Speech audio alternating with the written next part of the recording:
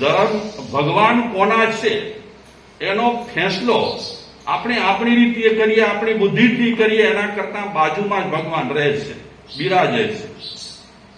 આપણે બધા ભેગા થઈ અને એમની પાસે જઈએ અને એમને પૂછીએ કે તમે કોના, તો ત્યાં ને ત્યાં ફેંસલો થઈ જશે. આમાં તો આપણે બધા આપણી ખેંચી રહ્યા છીએ. સૌ પોતાની ખેંચે ને. શિયાળ ખેંચે, શિયાળ ક્યાં ખેંચે? શિયાળ ખેંચે સીમ બાજુ અને કૂતરો ખેંચે ગામ બાજુ. આવું ચાલતું હોય છે. તો બધા સાધુઓ હા પાડી કે ચલો આપણે ભગવાન પાસે જઈએ અને એમને પૂછીએ કે તમે કોના. બધા ધર્મગુરુઓ ભેગા થઈ અને આવ્યા ભગવાન પાસે, પગે લાગ્યા ભગવાનને. સાક્ષાત ભગવાન હોય ને તો મૂંઝવણો ટળે, પણ જયારે ધર્મ નેતાની ગેરહાજરી થાય ને ત્યારે મૂંઝવણો વધે. અત્યારે આપણી મૂંઝવણો કેટલી વધેલી છે? વધેલી છે ને માજી. કારણ કે જે ધર્મ નેતા ખપે એ ધર્મ નેતા નથી, ધર્મગુરુઓ છે. પણ ધર્મના જે નેતા હોવા જોઈએ કે જે સાચલો ફેંસલો આપે એ હવે નથી. ધર્મ નેતા એટલે તીર્થંકર, ધર્મ નેતા એટલે જીનેશ્વર પરમાત્મા, ધર્મ નેતા એટલે વિતરાગ પરમાત્મા. અત્યારે એમની ગેરહાજરી છે. એમની ગેરહાજરીને કારણે આપણે બધા મૂંઝાયેલા છીએ. છીએ કે નહીં? મૂંઝાયેલા છીએ કે નહીં? થોડા દિવસ થાય ને હું કઈ તમને બીજું કહું તો તમે પોતે અવઢવમાં પડી જાઓ કે હવે શું કરું, મારા સાહેબ આમ પણ કહે છે ને આમ પણ કહે છે, મૂંઝાવ કે ન મૂંઝાવ? તો એ બધા સાધુઓ ભેગા થઈ કરી અને આવ્યા ભગવાન પાસે, પગે લાગ્યા ભગવાનને અને નિવેદન કરે છે, વિનંતી કરે છે, પરમાત્માને કહે છે કે પ્રભુ, અમારા બધા સાધુઓ વચ્ચે આ વિવાદ ઉભો થયો છે. પ્રશ્ન એ છે કે ભગવાન કોના? તો આપ કહો, આપ કોના? ભગવાન જોઈ રહ્યા બધા ધર્મગુરુઓને, અને ધર્મગુરુઓને પણ એમ છે મનમાં કે ભગવાન હમણાં ફેંસલો કરશે ને આપણા તરફી ફેંસલો હશે. ભગવાન એમ કહે છે કે તમારો ધર્મ સાચો, તમારો હું છું એમ કહે છે. સૌ પોતાના તરફ જો વિચારે ને કે ફેંસલો આવશે તો મારા તરફ જ આવશે. તો ભગવાન જોઈ રહ્યા છે. પ્રશ્ન શું છે આ બધા ધર્મગુરુઓનો કે ભગવાન કોના? તો એ ભગવાન પેલા તો એ બધા ધર્મગુરુઓને જુએ છે. સૌ કોઈને મનમાં એ વાત ખૂંચેલી છે, એ વાત વિચારી રહ્યા છે કે ભગવાન આપણો જ પક્ષ ખેંચશે. ભગવાન છે ને કોઈનો પક્ષ ખેંચતા નથી. ભગવાન કેવા છે? નિષ્પક્ષ. એ કોઈ ગચમતમાં ક્યાં પડે, વિતરાગ થઈ ગયા છે. જીનેશ્વર પરમાત્મા સર્વજ્ઞ રહેલા છે. એમને ક્યાંય પણ કોઈ સાથે નથી રાગ, નથી દ્વેષ. એટલે ભગવાન પેલા તો જોયું બધા ગુરુઓને, ધર્મગુરુઓને. પછી એક બનાવ બનતો હતો એમની સામે જ. શું બનાવ બન્યો? રોડ પરથી એક બસ પસાર થઈ, વાહન પસાર થયો. એ વાહનની ટક્કરમાં એક માજી આવી ગયા. વાહનની ટક્કર લાગીને માજી પડી ગયા. તમને બધાને એક વિનંતી કરું, હમણાં જરા ગરમી વધારે છે, પાણીનું ચલણ વધારે રાખજો, ફિકર ન કરજો. તકલીફ તો જેટલી અહીંયા છે તેટલી મુંબઈમાં હશે. હમણાં ભાડિયાવાળા આવ્યા છે, એ કહે છે કે અહીંયા કરતા ભાડિયામાં બહુ ગરમી છે ને? હા, બહુ ગરમી છે. એટલે એટલો તો આશ્વાસન લઈએ આપણે કે આપણા કરતા ભાડિયામાં ગરમી છે. એટલે થોડી હિંમત આવી ગઈ કે વાંધો નથી, કાલે ઉઠી કરી અને કોઈ આવશે બીજા વાગડવાળા, એ કહેશે મારા છે આ માપરમાં તો હવા બહુ સરસ મજાની છે, અમે તો શેકાઈએ છીએ તાવડામાં. આવું જયારે બોલશે ને કોઈ ત્યારે આપણને વધારે યાદારા મળશે કે વાહ વાંધો નથી, અહીંયા સારું છે. પણ મુંબઈ જવા માટે ઉતાવળ ન કરતા. જો તમે એક થઈ કરીને મુંબઈ જવાનું કરશો તો અમે એકલા થઈ જઈશું. એટલે તમારા ભરોસે અમે આવ્યા છીએ બાપા. એટલે થોડું સહન કરી લેજો. સ્વાભાવિક છે કે ગરમી તો વધી જ રહી છે, અને ગરમી વધી રહી છે તો એમાં એક વસ્તુ એ પણ રહેલી છે, ઝાડોનો અભાવ છે, વૃક્ષનો અભાવ છે. વૃક્ષનો અભાવ છે તો એના કારણે ઘણી તકલીફો પડે છે. તો હમણાં અમારા દેવાંગભાઈ આવ્યા છે, દેવાંગભાઈ ગઢવી. વર્ષોથી કામ કરે છે દેવાંગભાઈ ગઢવી એ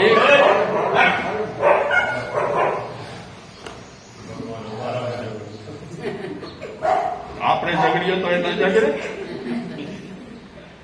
તો હું વાત એ કરી રહ્યો છું કે અત્યારે આપણી વચ્ચે દેવાંગભાઈ ગઢવી જે આવ્યા છે એ વર્ષોથી આપણા કચ્છમાં પાણીના સ્ત્રોત કેમ વધે, મીઠા પાણીના, એના માટે તળાવની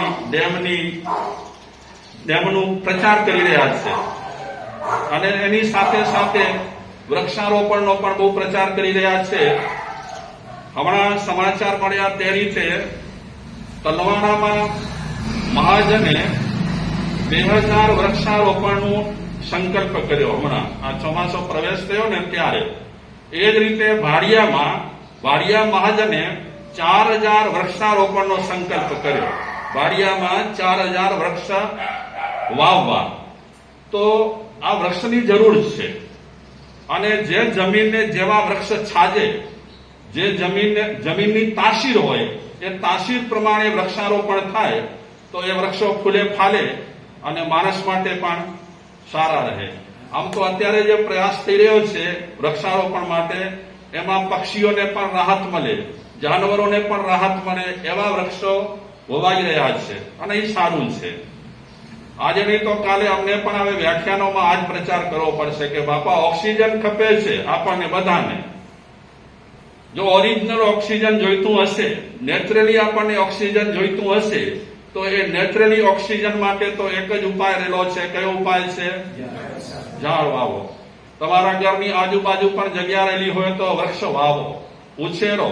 જેમ પુત્ર ને પુત્રીના પાલન પોષણ માટે તમે જેમ મહેનત કરો છો, સમયનો ભોગ આપો છો, તેમ આ વૃક્ષો પણ પુત્ર ને પુત્રી જેવા રહેલા છે અને એનો ઉછેર પણ, એનું પાલન પોષણ પણ પુત્ર અને પુત્રની જેમ કરવું પડે. અમારા એક માતાજી છે પૂનામાં, એ પણ વૃક્ષપ્રિય રહેલા છે અને એમને ત્યાંની મહાનગરપાલિકા તરફથી એવોર્ડ પણ મળ્યા છે. એ વિવિધ પ્રકારના ફૂલ ઝાડના શોખીન છે. સરસ મજાનું એમનું એક આશ્રમ છે 13 એકરમાં અને ફૂલો નવી જાતના એ વાવતા રહેતા હોય કે જે પૂનામાં ક્યાંય પણ ન હોય. તો આવી રીતે વ્યક્તિએ વૃક્ષપ્રેમી પણ થવું જોઈએ, પ્રભુ પ્રેમી પણ થવાનું છે અને સાથે સાથે વૃક્ષ પ્રેમી પણ થવાનું છે. આમ જોવા જઈએ ને તો જેટલા તીર્થંકરોને કેવળ જ્ઞાન થયું છે, પ્રાય કરીને દરેક તીર્થંકરને કેવળ જ્ઞાન ક્યાં થયું છે? વૃક્ષની નીચે. અને બુદ્ધ ભગવાનને પણ જે જ્ઞાન પ્રાપ્ત થયું હતું એ બુદ્ધ ભગવાનને પણ પીપળાના ઝાડ નીચે જ્ઞાન થયું હતું. આજે પણ અમે બોધ ગયા તો એ બૌદ્ધ લોકો પીપળાને બહુ માને. ત્યાં એમનો જે તીર્થસ્થાન છે અને જ્યાં બુદ્ધ ભગવાનને થયું હતું જ્ઞાન, એ પીપળો આજે પણ ત્યાં અકબંધ છે એમ માને છે. તો એનો એક પીપળાનો પાંદડો ખરે ને તો કેટલાય વિદેશી લોકો ટાંપીને બેઠા હોય. શેના માટે? લેવા માટે. અને એ પીપળાનો પાંદડો મળે તો એને પૂજનીય તરીકે ઘરે સ્થાપે છે. એટલો મહિમા એ પીપળાનો એ લોકોએ વધાર્યો છે. આમ જોવા જઈએ તો ઘણા લોકો પીપળાને ખરાબ પણ માને છે. પીપળા એનું કારણ કદાચ એક એવો હોઈ શકે કે રાત્રે 24 કલાક પીપળો રાત્રે આપે. બરાબર, 24 કલાક સિલ્વરોકની. પણ કેમ આપણા દેશમાં એને માને છે? શું કહેવાય?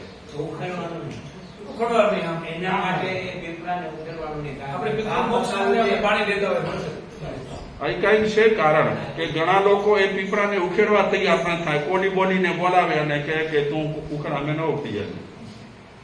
જે હોય તે કોઈ પણ.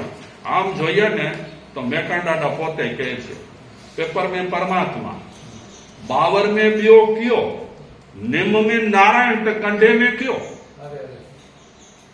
पेपर में परमात्मा,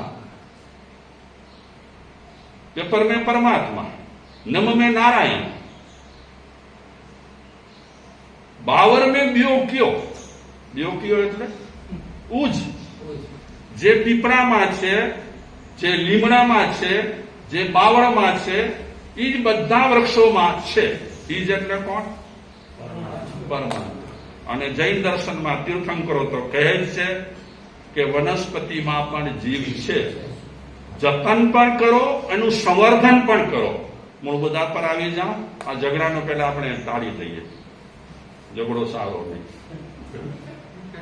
તો ભગવાનને દ્રશ્ય જોયો.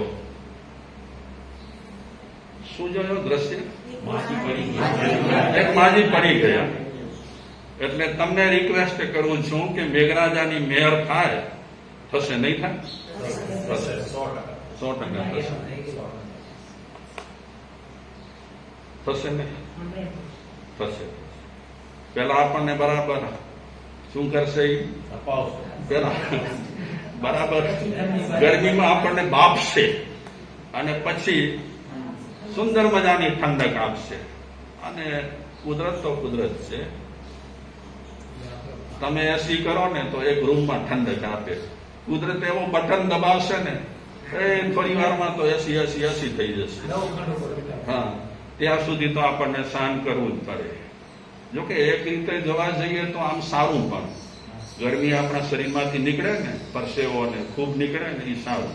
આટલી હદ હોય કે સાવ આપણે તો પલળી જઈએ રાત.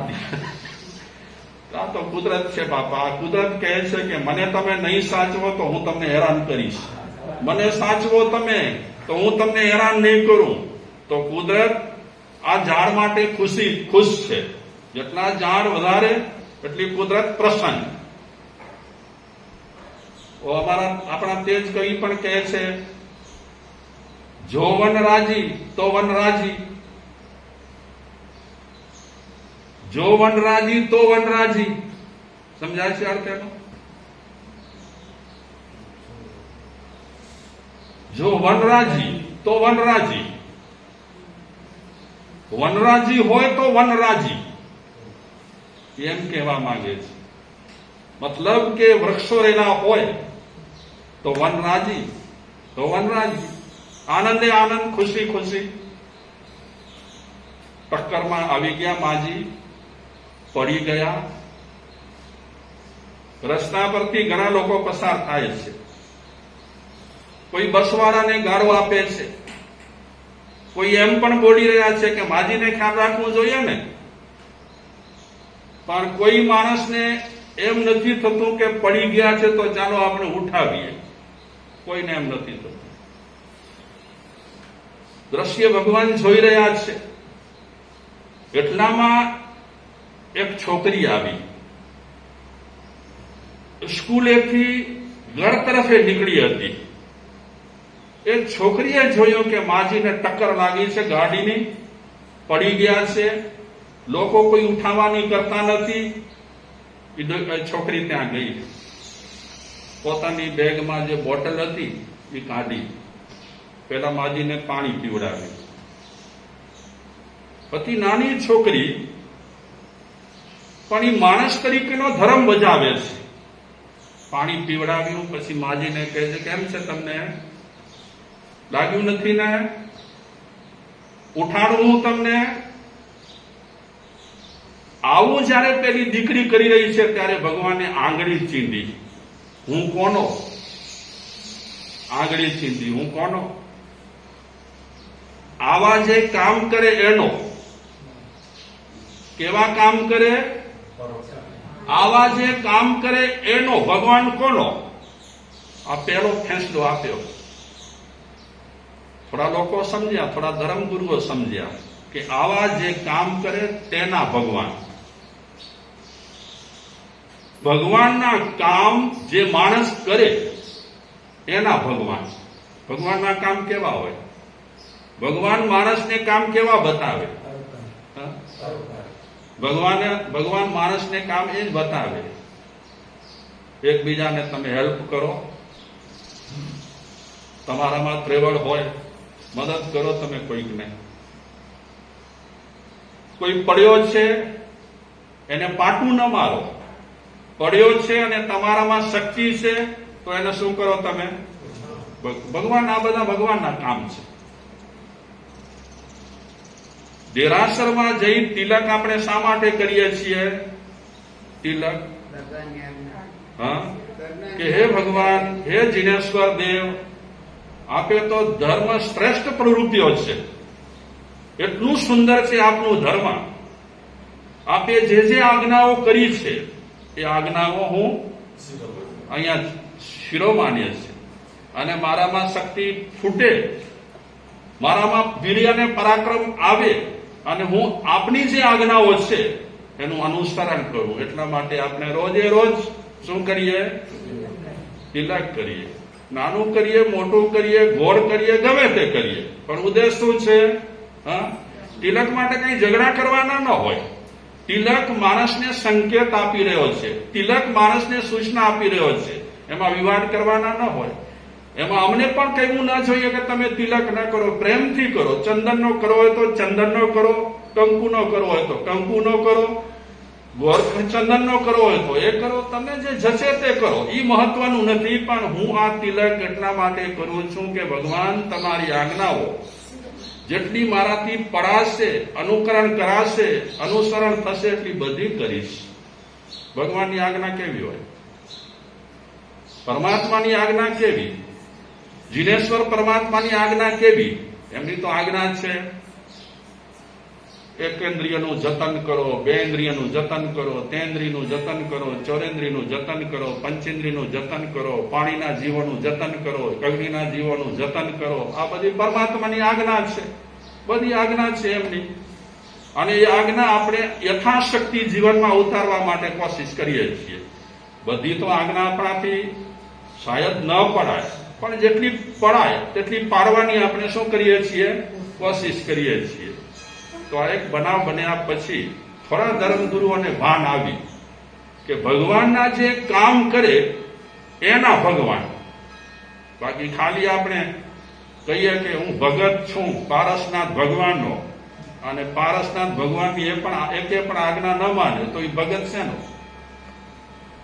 થોડી વાર પછી એક બનાવ બન્યો પરમાત્માની સામે જ. આમને સામને ઘર હતા. એ ઘરમાં જે રહેતી હતી બહેનો, એ બંને વચ્ચે ઝઘડો થયો, મોટે પાયે ઝઘડો. ભગવાન જોઈ રહ્યા છે કે બે બહેનો ઝઘડે છે, પાડોશી છે, પાડોશણ છે, ખૂબ ઝઘડે છે. ઝઘડી અને બંને બહેનો થાકી ગઈ.